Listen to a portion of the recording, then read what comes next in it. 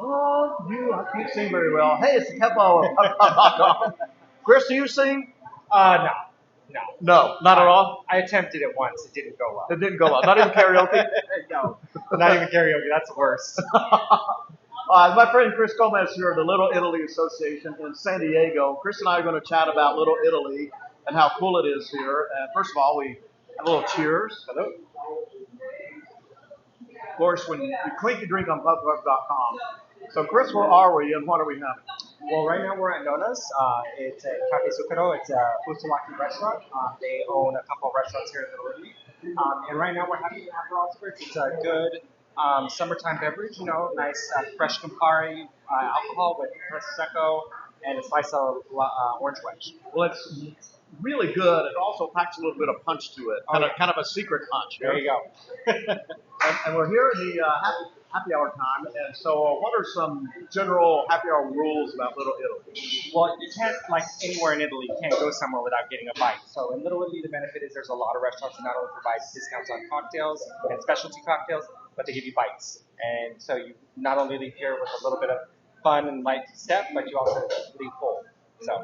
But can you describe to people who may not know what Little Italy is exactly? And by the way, it's located very, very close, right to the waterfront, just a couple blocks away. Yep. Downtown, the gas pump is very, very close. We're near Old Town, so centrally located. But what exactly, how would you describe Little Italy? The great thing about Little Italy is we're a neighborhood. Where even though we're in downtown, there's a lot of entertainment stuff happening, but we really kind of branded ourselves and kept in the image of what the history of our community was. Little Italy is an old fishing community. It's what's the tuna capital of the world here in San Diego because of Little Italy. That's right. Chicken in the sea, bumblebee tuna. That all came here. That's right. Yeah, it's Italian fishermen would go out to the waterfront. The Sicilians, they'd go to the bay, grab some tuna, bring it back, and they'd throw them into the canneries and go from there.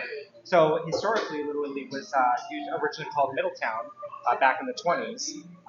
And over the years, the Italian families and Sicilian families migrated to Little Italy after the earthquake in San Francisco, and some from Ellis Island came here as well, just to kind of start the community and build it off of the vibrant tuna industry that was here. So really great community and a lot of history. And what's it like? It's kind of almost like a little Italian village when you come here, even on a Monday night or something. There's always people strolling around. Can you describe the vibe here a little bit? Yeah, the great thing about San Diego Little Italy is we have an eclectic array of people that come here. It's families, it's young people, it's retired people. They all call it home. They come visit. Well, we're a nightlife site, so there's nightlife, right? And there's nightlife, yeah. So you got to keep it going somehow with the libation. So, but yeah, it's a community, and it's one of the things that we've really focused on is making sure that the experience when people come, they feel safe and they're enjoying themselves. And so that's one of the big things that we've had in success over the last 25 years the association's been here. Now you have ladies like wine tasting, so you've got some wine tasting places here. You wine tasting some of that? Yeah. We have Polly Wine, excuse me, and we have M Wine House, and then we also have Vino Carta, that is a storefront, but you can actually go in and buy a glass of wine or a bottle. So it's a great opportunity, and then you can just pick one up also at any restaurant. There's a huge wine selection here. The cool thing about that place is they also have these records, right, with the DJ. So you can actually go and choose a record, a vinyl, and have the DJ play it. Yeah, there's all different venues they're very focused on creating different environments and experiences. So yeah.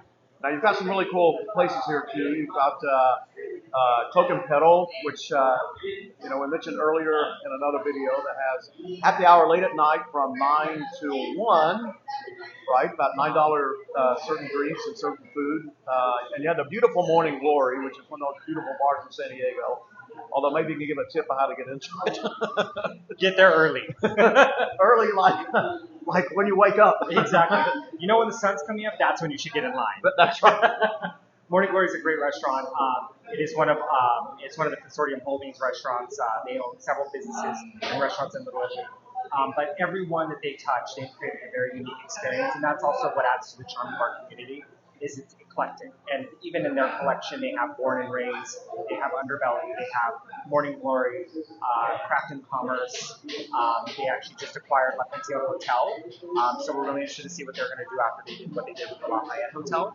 So yeah, but That's beautiful, by the way. Have you been to gorgeous. the new one? Oh, have yeah. you been since they remodeled? Yeah, Arslan and his team at the consortium did an amazing job. It's a beautiful. It's Art Deco in the '70s. It's got a downstairs Louis downstairs, and the upstairs bar is beautiful. Great Sunday brunch. I know we're talking about Little Italy, but about San Diego as a whole. So it's absolutely a beautiful area. Little Italy is also.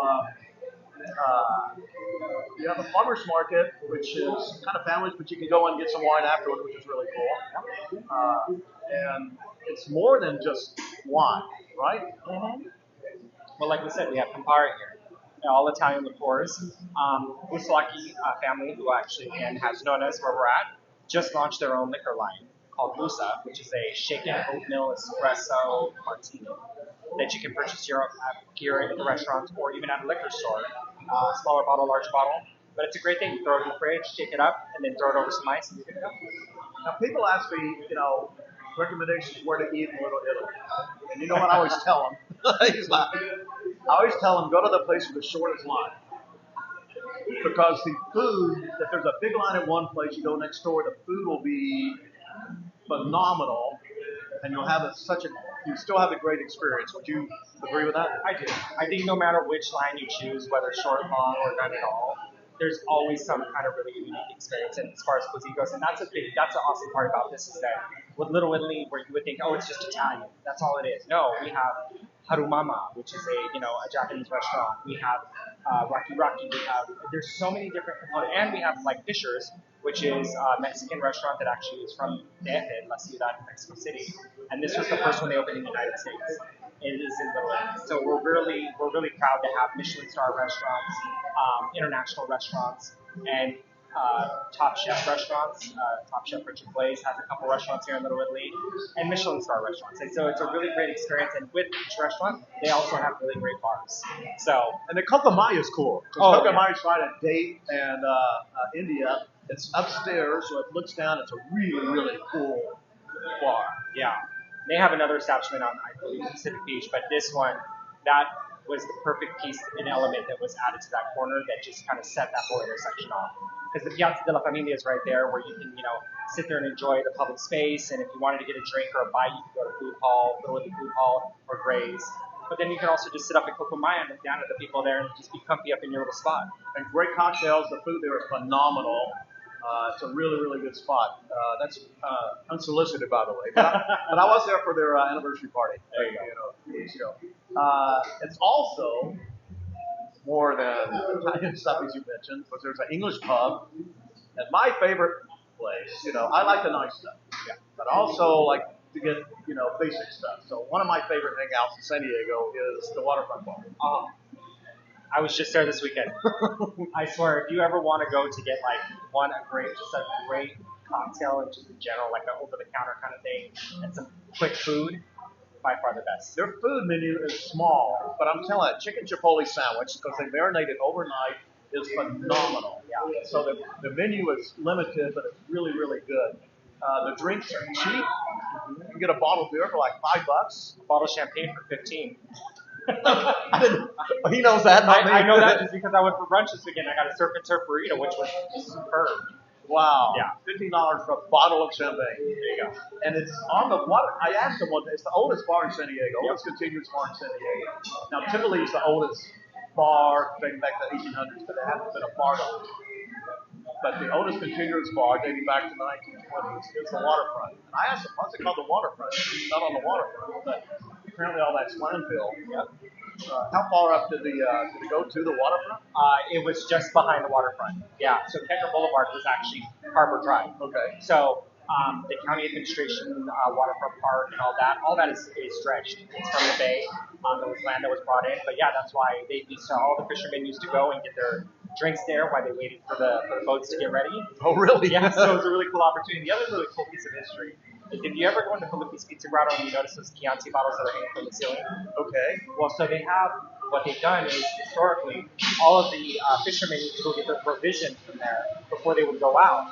And so as they were waiting for the Di Filippi family to get their provisions, they would write on the bottle, the Chianti bottle, I owe you so much. So when they came back from their catch, they would go back and pay it and then take their Chianti bottle. Well, that's really cool. Yeah, it's a great piece of history. Is that the oldest restaurant in Little Italy? One of the two. Mona Lisa's the other one. Okay. Oh boy, sandwiches. Oh, yeah. Sandwiches the size of a baseball bat. They wrap them real tight. Yeah. I'm going to be doing traveling soon, and I'm going to go there and take one of those sandwiches on the plane. Because when I travel, I take one of those sandwiches on the plane, and they're huge. So I mean, you got lunch and dinner. There you go. Exactly. Yeah, Mona Lisa, awesome sandwiches, and also brew pubs. Because you've got the Bolt, and you've got Ballast Point. Ballast Point. We got 3 punk ales that came in from Chula Vista, downtown Chula Vista area. We have, what else do we have? Again, bottle craft, but more so the brew pubs. And then we also have Virgins, which is on the cusp of our district. Yeah, so Little Italy is the largest Little Italy in the United States, 48 square blocks. And within that 48 square blocks, we have over 125 storefront, restaurant, and bar and cafes. You won't tell me this, but what are your 5 favorites? Chivico 1845. Oh, it is going to be a list. There is a list for great seafood as well as if you have anybody that's vegan. Filippi's Pizza Grotto, if you want that. Their pizza is awesome. Superb.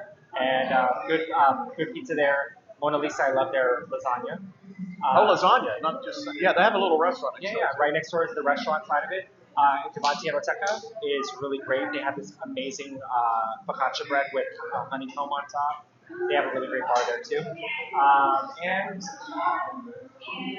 Quinto Monello. I know that they're 2 restaurants, but they're actually owned by the same owner. Same kind of concept from Italy. So yeah, I definitely recommend those. Well, I'll drink to that. Hello. Chris Gomez, the Little Italy Association here in beautiful San Diego. Thank you for your time. And folks, come to Little Italy. It's wonderful as it sounds.